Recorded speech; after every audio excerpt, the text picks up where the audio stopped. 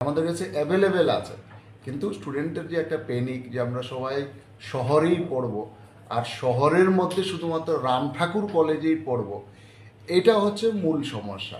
Seat নিয়ে আমাদের কাছে কোনো সমস্যা নেই, আর অ্যাডমিশন হতে পারছি না বা হচ্ছে না এসব নিয়ে চিন্তা করার কোনো দরকার নেই। আমরা দুবার অ্যাডমিশনের জন্য আমাদের যে পোর্টাল সেটা ওপেন করেছি, প্রয়োজনে আমরা আবার ওপেন করব, কিন্তু কোনো স্টুডেন্ট যাতে ভর্তি না হয়ে থাকে এরকম আমরা দেব না। সব স্টুডেন্টকে আমরা ভর্তি নেব, কিন্তু স্টুডেন্ট যদি মনে করে যে আমি একটা নির্দিষ্ট কলেজেই পড়ব, সেটা আমাদের পক্ষে কিছুটা কষ্টসাধ্য হবে। তবে আমরা চেষ্টা করব, বিশেষ করে মেয়েদের ক্ষেত্রে তারা যাতে কাছাকাছি জায়গায় কলেজের মধ্যে তারা যাতে পড়াশোনা করতে পারে।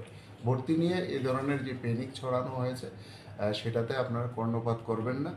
সব স্টুডেন্টকে আমরা ভর্তি নেব, কোনো স্টুডেন্টের যাতে পড়াশোনায় ব্যাঘাত না ঘটে সেই বিষয়ে আমরা সচেতন আছি, আমরা সংবেদনশীল আছি।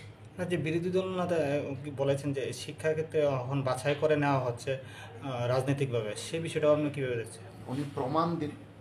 অভিযোগ দেওয়ার তো অনেকেই আছে, ওনাদের সময় সেটা আমরা দেখেছি।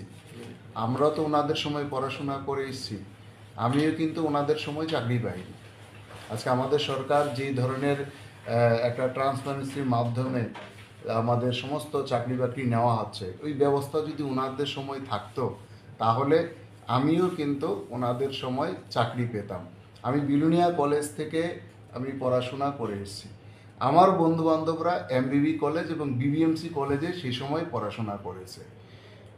আমারও ইচ্ছে ছিল এমবিবিতে পড়াশোনা করার, আমারও ইচ্ছে ছিল বিবিএমসিতে আগরতলা শহরে থেকে পড়াশোনা করার, কিন্তু আমি সেই সময় তাদের সরকারের সাথে ছিলাম না বলে, তাদের ছাত্র সংগঠনের সাথে ছিলাম না বলে আমাকে কিন্তু বিলোনিয়া কলেজে যেতে হয়েছিল পড়াশোনা।